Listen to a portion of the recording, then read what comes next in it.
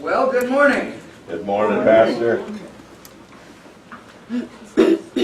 How's everybody doing today? Blessed.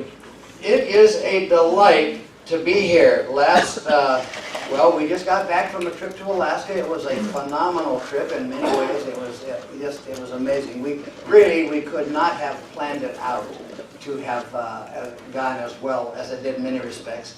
A couple weeks ago, we were in a large church in Anchorage, and Flathead Ekklesia is not all that big. And so here there's a massive church that has, programs for everything. It has, whatever. There are programs all over the place. Wonderful ministry, great message.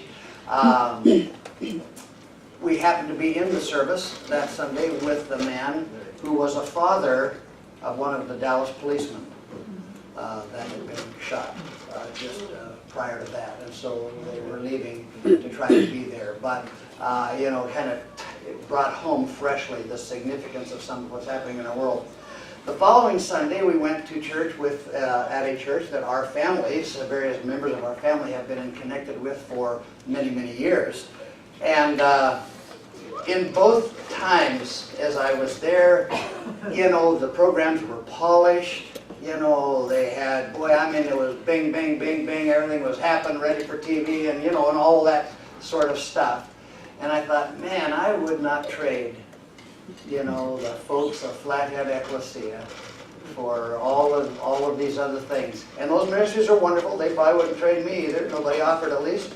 But it's good to be back. It's good to be back among you. A couple of things. Well, and then when I got back, I had a chance to listen to the testimonies, the things that happened here while we were gone. And man, I heard Rob sharing his testimony, and that was just great stuff. If you were not here and didn't, you need to go to our website, Flathead Ekklesia, and you just need to go down and listen to the message. Great message. And then I listened to the following week, and here Dan stood up, Dan Benish, who is not, one that typically does a lot of that kind of speaking and stuff. And man, it was excellent.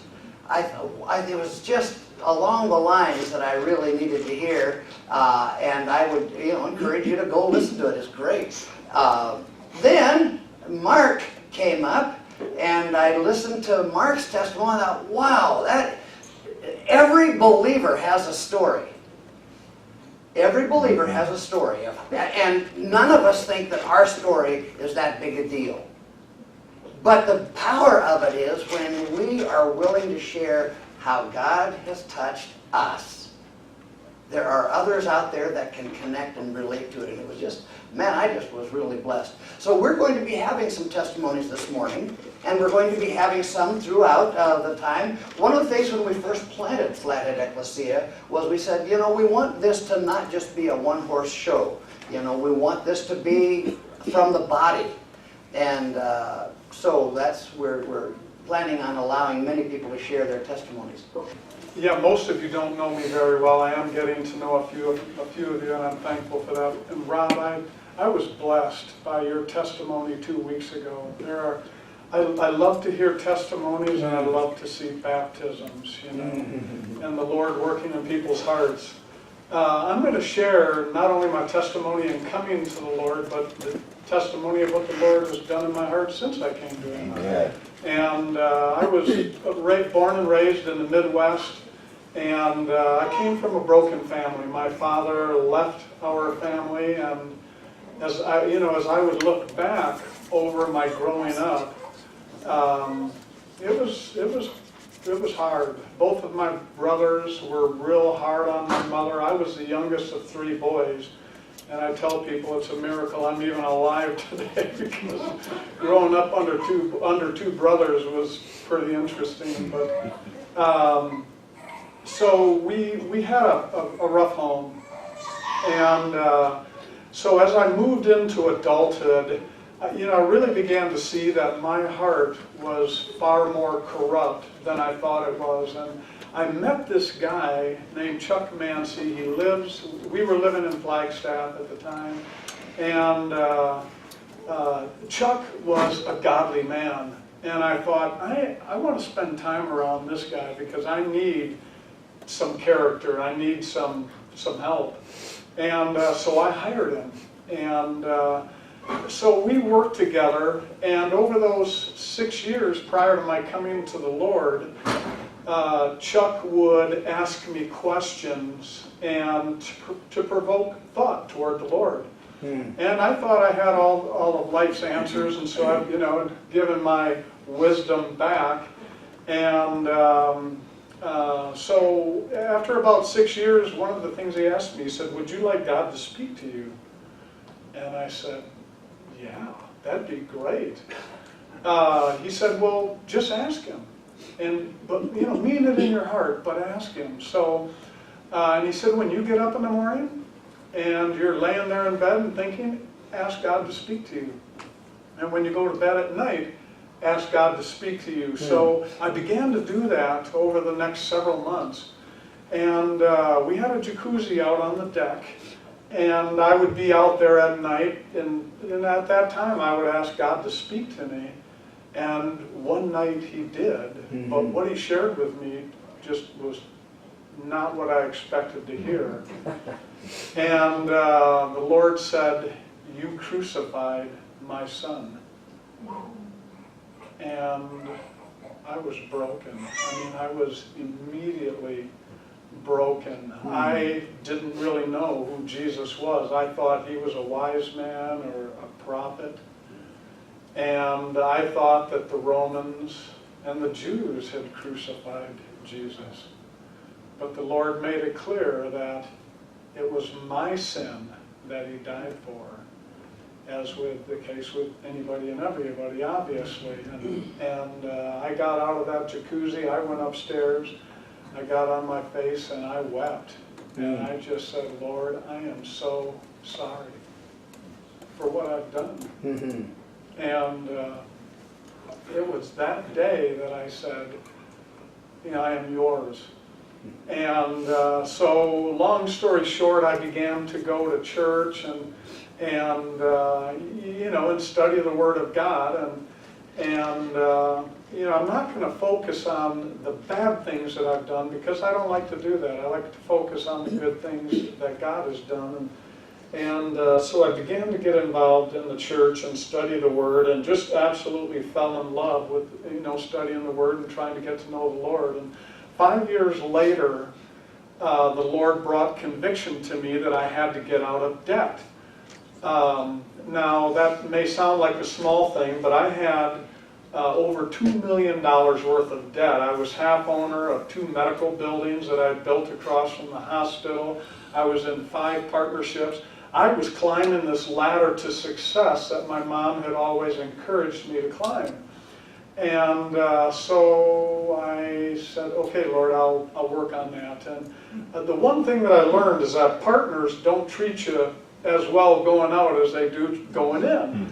And so bottom line is that I walked away, I think, from over $200,000 worth of profit.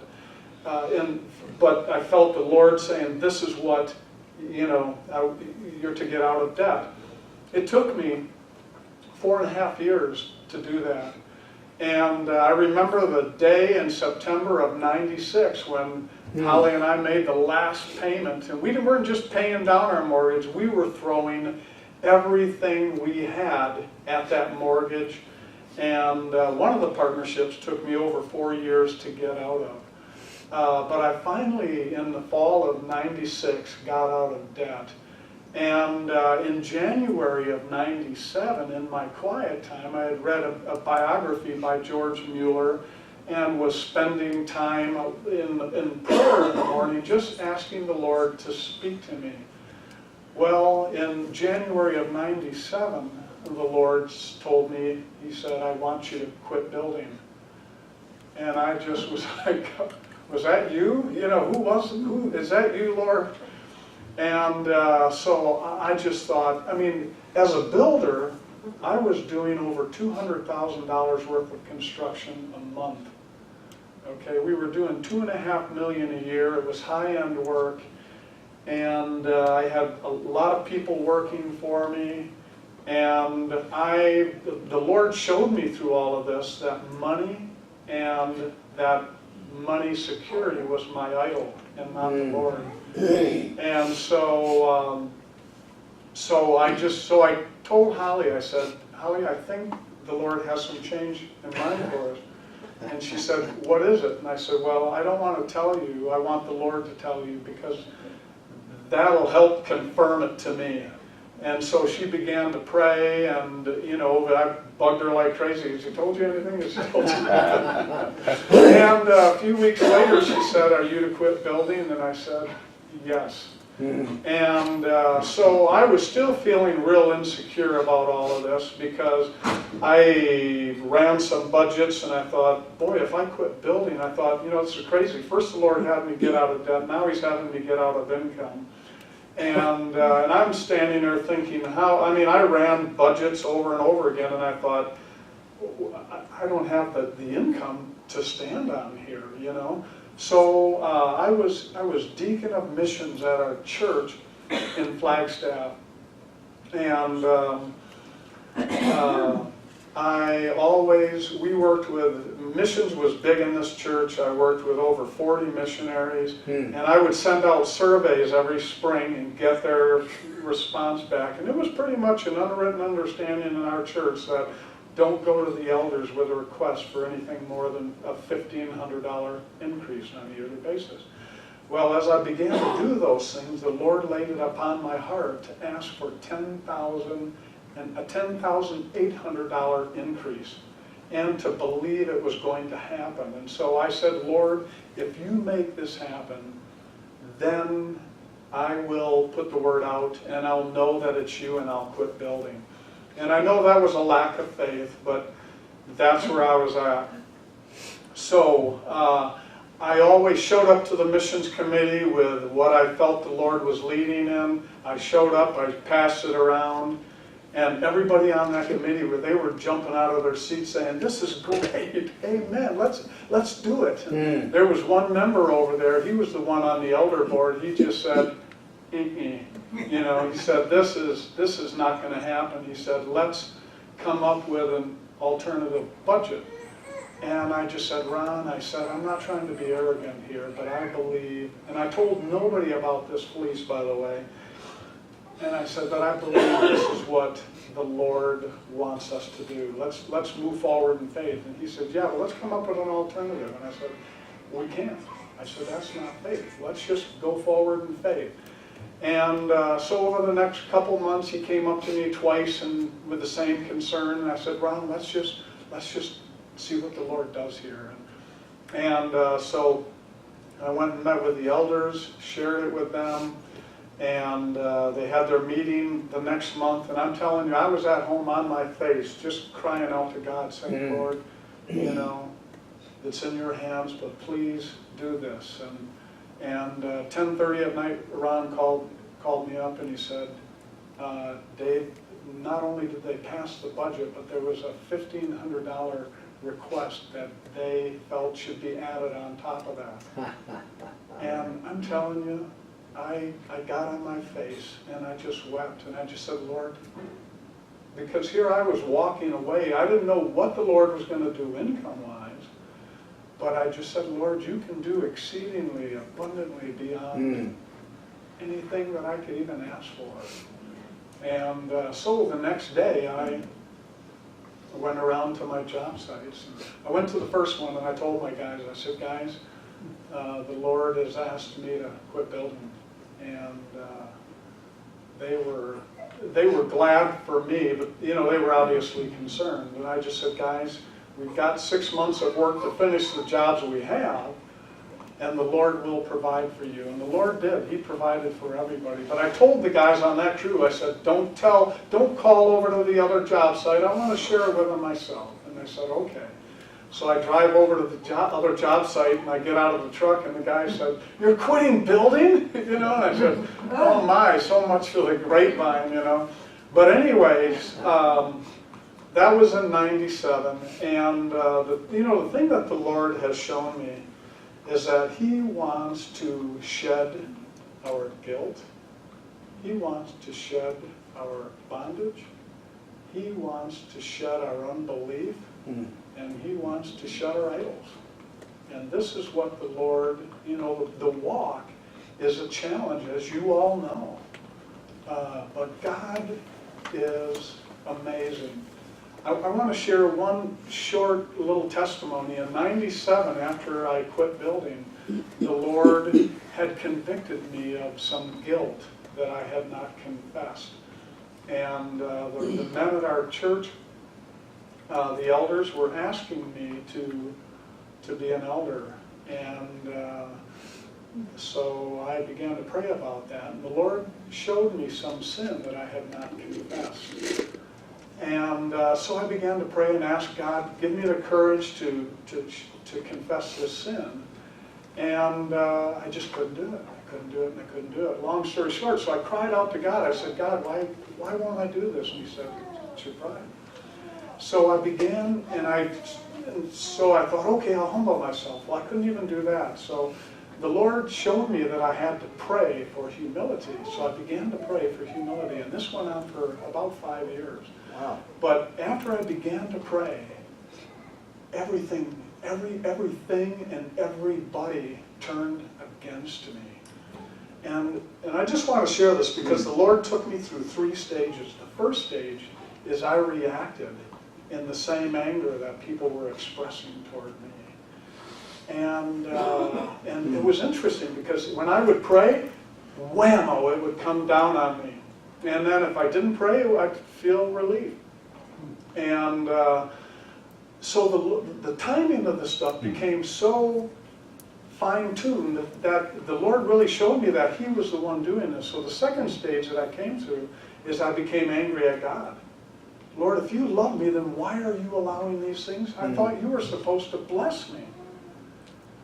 And so I was angry for a while. And then the Lord began to show me that, you know what, He's doing all things together for good. And so He was showing me that He was cleansing me. And there were times when He had me between mountains, and I would cry out to Him, and He would move mountains. And I couldn't believe what He began to do on my behalf. And the third stage that I entered was when I could see past my trials, and I could see the hand of God. And I absolutely fell in love with the Lord. And I'm not saying that I'm walking that out perfectly, but I do believe that God wants to bring all of us to a place where we are absolutely in love with Him, because that's what, when you obey Him, not because you have to, but you obey Him because you love Him. That's what I believe the Lord is looking for. And again, I'm not saying I'm walking that out. We all know that every day is a battle, but that's my testimony. So.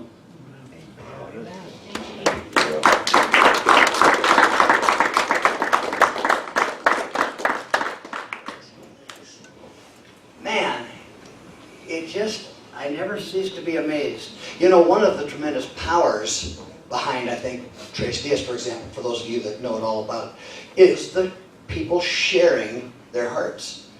And this morning, we're going to, thanks Dave, that is just, that requires some chewing and some great thought. Tammi Rardon is going to come and share.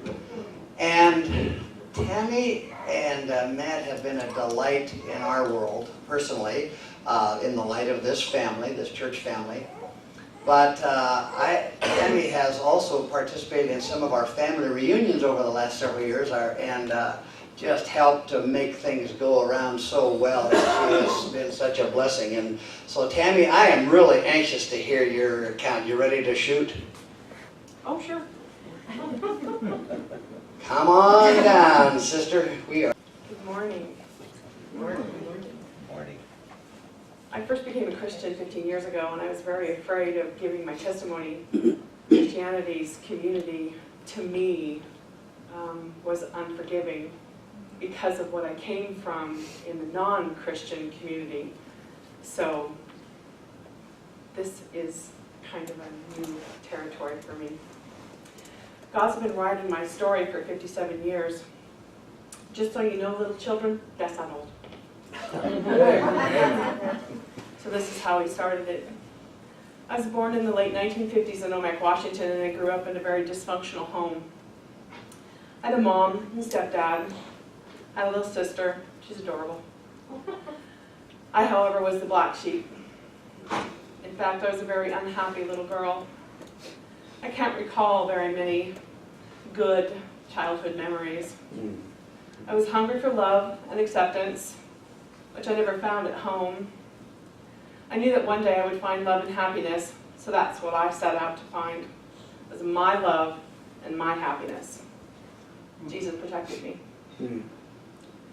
I was 11 the first time I ran away from home. The things I learned on the streets are not things that you're taught in school. I learned about all kinds of drugs, and I learned how to be a call girl at the age of 11. I found someone to love me when I was 12. He was many years older than I and didn't live within the legal confines of the law. I learned that love was being told to sleep with who he wanted me to sleep with. He considered me his special girl, so there would be no street walking for me. Then there was the drugs. I thought all this was love. I was yearning for something. Not sure what that was. I was put into foster care at the age of 13. That was another form of hell all in itself, and I'll spare you those details. But I finally ended up with a foster family. They saved me from the street life and loved me for who I was. Wow. They were an awesome family. I was allowed during the summers to go see my dad in Omak or to go see my grandparents on Whidbey Island. The summer after I turned 13, I went out with an old school friend one night. Later that night, he raped me. I never told anyone what happened to me until I was an adult. If I'd had the chance to do it over, I would have screamed at the top of my lungs, because those things need to be told immediately. The rest of the summer I went to my grandparents because I couldn't bear to stay with my dad any longer. So I spent the rest of the summer fishing on the Puget Sound. During that summer, my grandmother gave me a Bible. I still have that Bible to this day. Jesus had protected me during all of that. Many years later, I married. I have a 2-year-old daughter, beautiful daughter, my baby girl. The love of my life. I have a home. I thought this was happiness. Then the big D, divorce. I had no job. I had no education because I quit school in the 9th grade. I didn't even have a driver's license. I felt like I'd been slugged in the stomach, and I knew that I would never have love and I would never be happy again. Not like love is what our marriage was ever based on. One night I had a dream. I see this really big reader board. And if you can imagine in a dream, this reader board is humongous. And I'm this tall. And it says, I made you. You are worthy. Wow. You are made for so much more. Trust in me. Wow.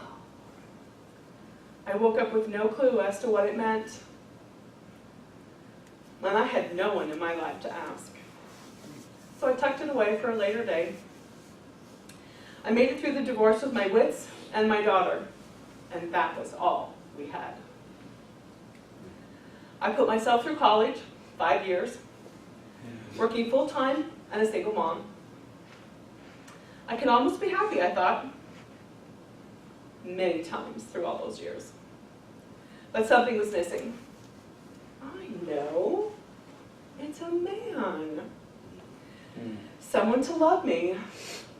So I went about trying them all. The men, that is. I was at the bar Tuesday through Saturday. See, my job was a bartender, lounge manager of a Holiday Inn quiet bar and a dance club. It was the perfect place to find love. Right. I went to college during the day and did my studies before I went to work, and sometimes at work. I graduated college valedictorian and 2 degrees. I felt finally accomplished something in my life. Oh, remember that daughter? She'd been raised by the co-op preschool and a babysitter. Baby girl, I'm so sorry. Jesus had protected both of us. Move ahead a few years. I was working for a large chain department store. I'm an operations manager, suddenly transferred to one of the stores in the Seattle area. The bar scene stopped, which was probably a good thing. I began to get my life under some kind of control. A nice man asked me to marry him. Then 6 weeks to the day before the wedding, I put the last stamp on 360 wedding invitations. I said, I can't do this. Was that God's hand? Probably. So I moved on again, this time to the Vancouver, Portland area. There I found love again. I thought, I'm older, more mature. Right. I know what I want. So I dated a married man. I knew this was the perfect man for me. No chance of him wanting to move in with me and Christina. Perfect relationship, right? Failed miserably. Go figure. And then there were more drugs, more bars, more men, more clubs. But guess what? He was still protecting me. He was still protecting my baby girl. But I was still yearning for something, and I still had no clue what that was. But something was still missing in my life. My sister was giving me little tidbits because she'd been a Christian all of her life. You see, we had grown up in the same household, same mom, different dads, so we had different grandparents. Her grandparents took her to church. I, however, was that child, you remember, who done all those other things. Well, she'd been giving me all those little tidbits all those years. The store I'd worked for was sold. I was now an office manager for 16 surgeons. One morning I woke up, and I had a lump in my throat. I remember being pushed on a gurney for surgery. And my daughter Christina was screaming, "Don't take mommy away." That was the hardest thing I had to go through at that time. Suddenly I'm a 39-year-old single mom, and I have cancer.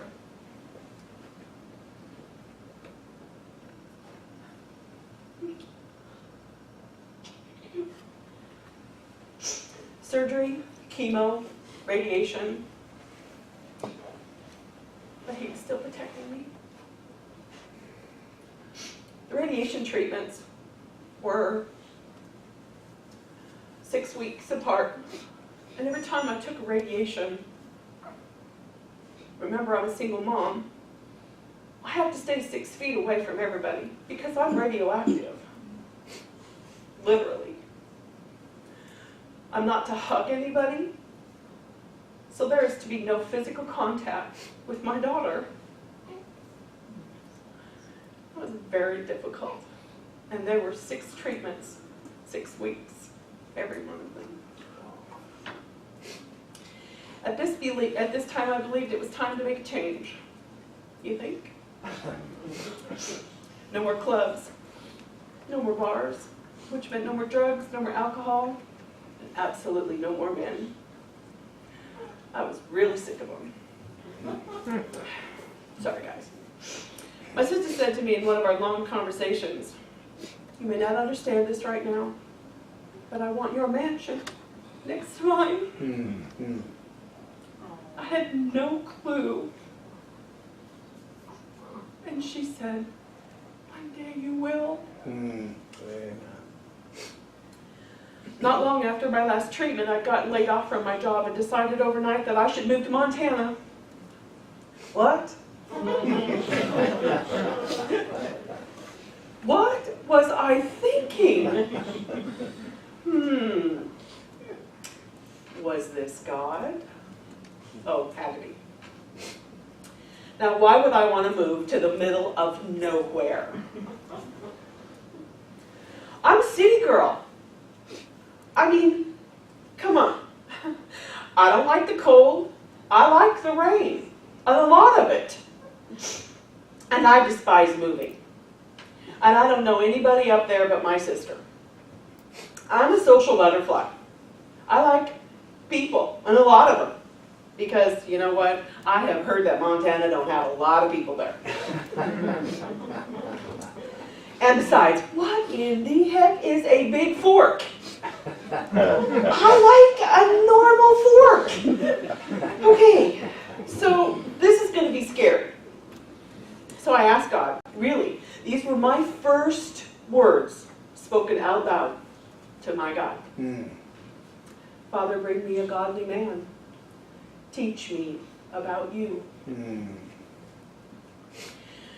I packed up, moved Christina and I, and 2 howling cats, a 26-foot U-Haul, totally packed to the gills, and I'm a packer. We drove 18 hours from Portland to Big Fork, Montana. 9/11 happened the next week. Wow. That morning of 9/11, I don't know what it was, but it put me on my knees.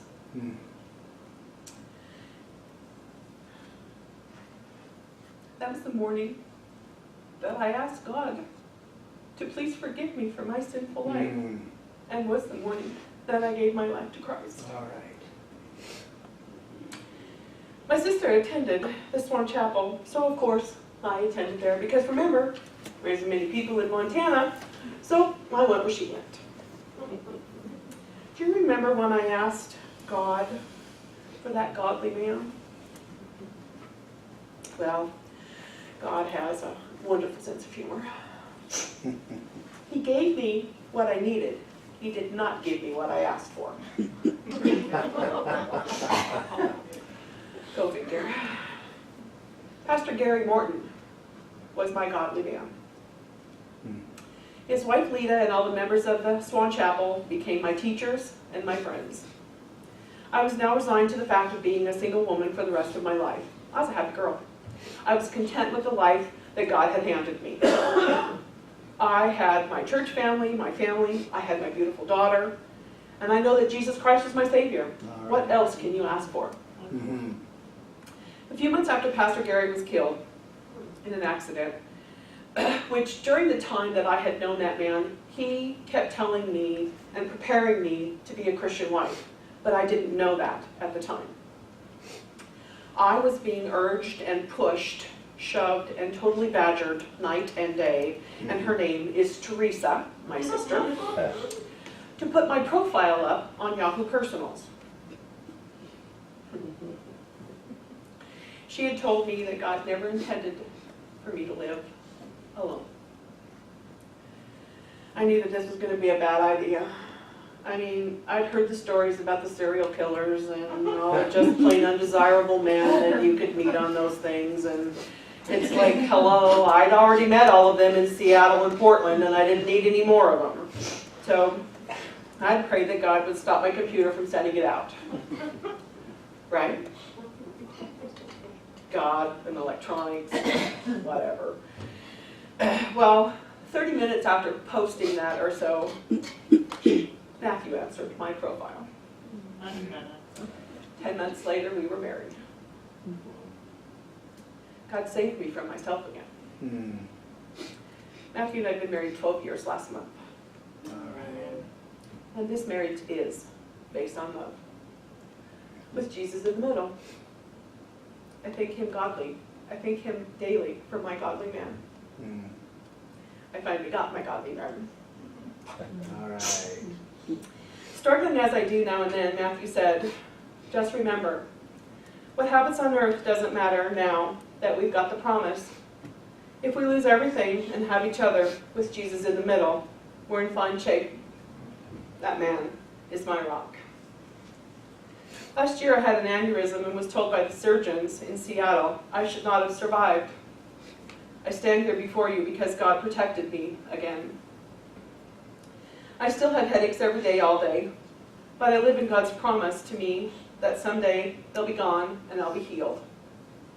Our kids, Christina and Ronnie and Kinnan and Danny, are all amazing and have given us the most beautiful 5 grandchildren. We continue to pray that they find the love of Christ in their lives. As I look back on my sinful life, I see where God's hand guided and protected me. My life is much different now than it was so many years ago. I don't always act Christ-like, but God keeps reminding me that I am a work in progress. I still let pride get in my way. I still let unforgiveness get in my way. I waver sometimes on the meaning of life. I try to slip back into my non-Christian comfort zone, but I have God's grace and His love. I just have to let ourselves get out of the way. As a control freak, though, it's difficult. But it's called faith. God is saving lives, and He saved mine many times. The first Christian book I read was Max Lucado's He Chose the Nails. It gave me, as a new Christian, an understanding of what Christ did for me at the cross. This is what God did to win my heart. I will bear your dark side, God's promise in the soldier's spit. I loved you enough to become one of you, God's promise in the crown of thorns. I forgive you, God's promise in the nails. I will speak to you in your language, God's promise through the sign. Will let you choose, God's promise through the 2 crosses. I will not abandon you, God's promise in the path. I will give you my robe, God's promise in the garment. I invite you into my presence, God's promise through the torn flesh. I understand your pain, God's promise in the wine-soaked sponge. I have redeemed you, and I will keep you, God's promise in the blood and water. I will love you forever, God's promise in the cross. I can turn your tragedy into triumph, God's promise in the burial clothing. I have won the victory, God's promise in the empty tomb. I did it for me. He did it for me. He did it for all of you. I leave at the base of the cross all my sins. What will you leave at the base of the cross?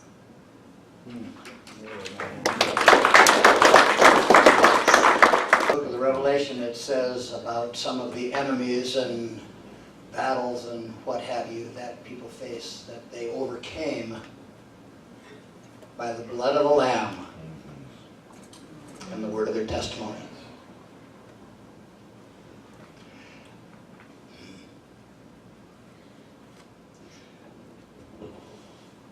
Well, we have one more that is going to share with us this morning, and I think that we have time for WD. I first met WD. First time I ever remember having met him, I think. I heard about him from his lovely bride, and I think the first time I remember having met him was in the hospital. And he was going through some real challenges or whatever. And at that time, my perception of him was that he kind of believed in something kind of religious here and there, but didn't seem to have a tremendous clue about what all that might have meant. And but he is a man of my era, and I'm anxious to hear what he has to say, because I can see God working in his life. And so here is a man who is a Vietnam veteran, a Purple Heart, and life changed. WD, come and share your story, man. Morning. Morning. Can you hear me? Yes. Can you hear me now? Okay. Yeah. I'm going to try and compact 70 years into just a few minutes. real quickly, I was raised in a Christian family. Didn't know what that meant, as Larry pointed out. I was open to all the devil's tricks and ideas and beliefs. I went to a Christian university after high school.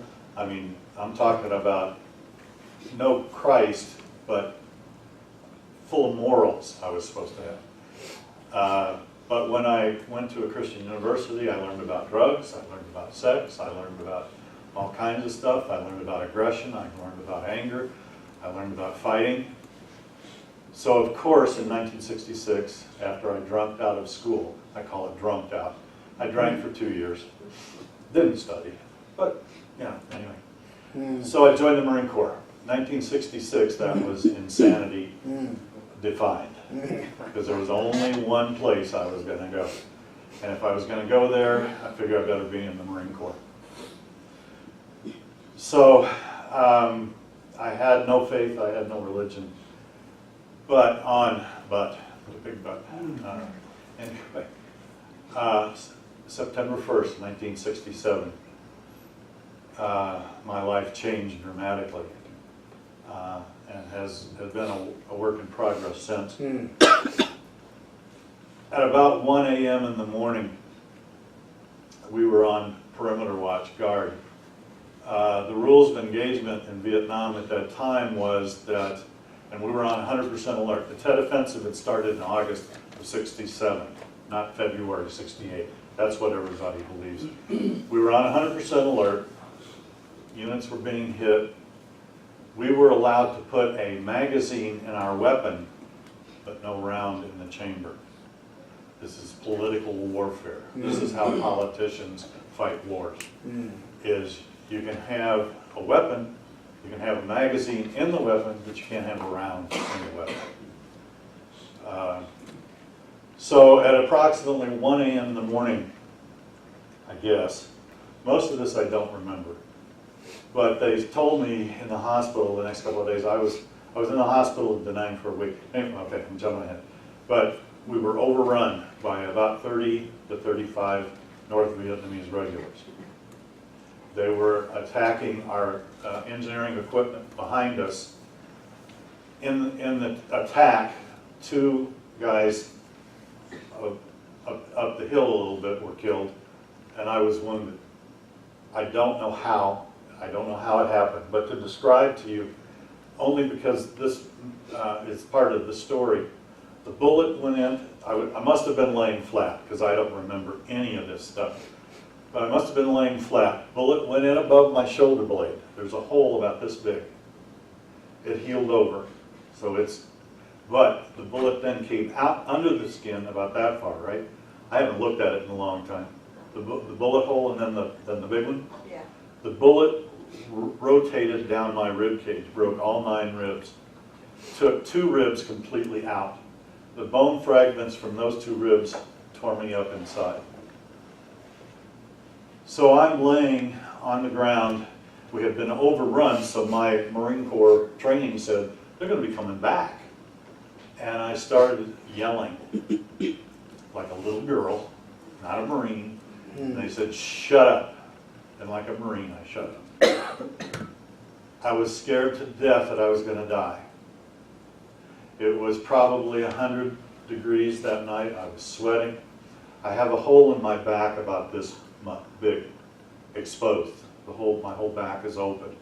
I am breathing out of my back. What little air I had in my lungs was going out my back. And it was hot. I was frightened. I was in the most helpless situation I've ever been in, ever will be in. I couldn't move. I wasn't paralyzed, but I could not move. I'm laying on my rifle, and that's all I could remember. And my life started to go, I didn't see a tunnel like you hear about, but my life passed before me. And someone said, and I leave it that way for the moment, someone said to me, you're okay. You're forgiven. I think is what, I don't know if that's the exact word, but that's the one I got, I remember. So I'm laying there, and finally the corpsman got to me after the whole thing was over with, and I don't know how long that was, and I heard, "Give me all the 4x4s you got," meaning I know I'm hurt, I'm bad, I'm in bad shape. But when I was in the most, I'm jumping around, I'm sorry. When the bullet hole was, I was breathing out of it. Okay, here we go. There was a cool breeze that came in. This was before the corpsman got to me. Cool breeze came in, and I felt, and it's going to sound a little weird, but the only other time in my life I felt this comfort, this cool, this softness, this hug, this whole being held in someone's hands was, I got a double shot of Demerol one time. One nurse came in, I was in another hospital stay. She gave me a shot of Demerol, and another nurse came in and gave me another one. Wow, that's great. But honestly, to tell you, as I believed all of a sudden there, God had me in his hands. I was being held by God. When I grew up, and I want you to, the purpose of this whole thing, as I was trying to think about doing this, was I want you to feel that, but I can't give it to you. I can only tell you about that feeling that I had, that I've never had since, close to as marrying this beautiful woman, the feelings that I had. But God being in his hands, laying on that battlefield, it was wonderful, it was beautiful. It was better than the double shot of Demerol. It was wonderful. And I thought, as I was told, "You're okay," then I was okay to die. It was all right. If this is what heaven is going to be like, I want this. This is wonderful. This is great. But I was not a Christian. So when the corpsman got to me, I'm not trying to run this real quick. 4x4s. Biggest, give me all the 4x4s you got. Okay, now picture this. I'm breathing out of my back. I have a hole this big, and I get rolled over on the wound so that the blood drains out of the wound. A sucking chest wound is what they call it. A bullet wound, posterior chest. That means your back. And ruptured spine. My mother thought it was spleen or spline. It was my mother got the message S-P-L-I-N-E. So she said, that was a horrible another story. When they came up and told her that I was wounded, it's usually dead. My mother was horrified. It was probably one of the worst things you can do to a mother, is that have two Marines dressed blues come to your door. She didn't know what, and they said, he's okay, he's okay. But anyway, so the corpsman got to me. I'm sorry, I'm jumping around. The corpsman got to me, and they rolled me over so the blood would drain out, and I said, "You got a cigarette?" And, okay, this is the way we were raised. In all the war movies, if your buddy's wounded, give him a cigarette. That's friendship. That's the ultimate thing. So that's how doofus it was at that time. Now, humanists can say, my blood clotted, I was in shock, all those physical things is what happened to me. I can, okay, fine, if that's what you say. But what I say today, this very day, is I was held in the hands of God. Amen. Yeah. Amen. And this is the message that I really wanted to get across today, is the deaths that we have experienced. I look around at these little babies we've got. Life comes back that are in our families now, and the losses that we have. From my experience, and my experience only, where they are is a better place. It's not that I'm suicidal. I'm not going to but I'm not afraid. I haven't been afraid since that night to die, because it was so, so wonderful. My sister was scared for all the years, for many years after that I said, I'm not a Christian. And like you, Tammy, my sister said, I want you in heaven with me. And I thought, yeah. Well, my sister's a little nuts too, so. Which it helps, it runs in the family, I guess. But, so I didn't understand what that meant. You know, I know you're supposed to enter heaven by him. And I said to people in the years, now I became a Christian when I was 67 years old, just 3 years ago. And, but people would say, you know, you've got to go through Christ to get to heaven. I didn't buy that, I didn't believe it. And I told people, friends of mine, when we talked about it, Jesus wasn't in the battlefield. That was God. That was the man that held me in his hands, not Jesus. I didn't see Jesus, I didn't sense any Jesus. But as I was growing up in our church, we had 3 windows at the front of the church: Father, Son, and Holy Ghost. I never understood it. So when I ran into this beautiful woman on the internet, we bumped heads and fell in love and got married, as you guys did. Jesus must be on the internet. It's the only thing I can think. Because he's in the prisons I worked in too, but you know, I always found Jesus in prisons and on the internet. So if you're in either place, that's a good place to go if you're looking. So my wife wanted me to go to church, and I started coming to this church. I started learning about what I had been ignoring for 50-some years. And I went to Tres Dias, which confirmed and it was when Ron was the rector. No, I did the Troista when you were rector. I don't remember who was the rector, but anyway. I read a book in my learning process. Greg Laurie is the only thing I can remember. I've given the book away. But in one of the chapters, he talked about a child who was frightened by the lightning and was scared to death and ran into his dad's bedroom. And his father said, God will protect you. Or Jesus, excuse me. Jesus will protect you. And he said, this is the phrase, I'm sorry, I'm still. Anyway, the father said, Jesus is God in skin, with skin on. And it finally made sense to me from learning and listening in church that God is all 3.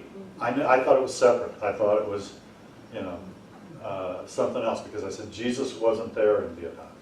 It was God. Well, I found out it was Jesus that I was in the hands of. Jesus. So with Tres Dias, with my wife's influence, and she had to beat me a few times to get to church. But I fell in love with this family. I fell in love with this group. I fell in love with Jesus. I became a Christian in fall of 13. I'm still struggling with it. I'm brand new Christian. I'm newer than you are. And I still haven't figured it all out. But to finish this up, I want you to understand and feel what it would be like to be in the hands of Jesus, to lay in his hands. They're very soft hands. They have holes in them. They're very soft, and they're very comforting. And it's a wonderful feeling to be in Jesus' hands. All right, so thank you.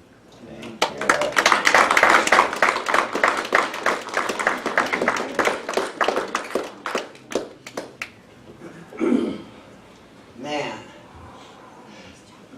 you know, the thing that is so fascinating hearing about all of these various testimonies is how God was working in people's lives often, and maybe most of the time, where they had no idea even that God was working. We need to take heart and be praying for those in our world that need the Lord, that God will be doing what God does to draw them to himself. And in our own life, again, I am stunned every time I hear anybody share their testimony of how they came to the Lord. I mean, every story is remarkable because it is a specific divine encounter with a person that God has reached out and touched. And if you're here this morning, have not yet really experienced is a word, but if you've not really encountered God freshly on your own, I want to, just pray for you that God will make himself real, that you will be responsive to that. And out of the message that I heard several times today and in recent things, when people would call upon the Lord, they would just say, Lord, if you're there, help me, or the prayers in the Bible that are so powerful were not long, flowery, fancy prayers in King James English, but they were the simple prayer of a heart that said, God have mercy on me, God help me, God save me, God deliver me, whatever it is, but that connection point of reaching out. So if that has not happened to you and you would like it to, there are any number of people here that would love to be with you to help you in that. That's what we're here for. I want to be available to the body at any point. You can call me, you can text me, you can email me, you can grab me on the street, grab me after church, whatever. But we really, together as a family, want to make sure that the family grows by people coming to the Lord. Thank you for listening. For questions on today's message, please reach out to us at www.flatheadekklesia.org.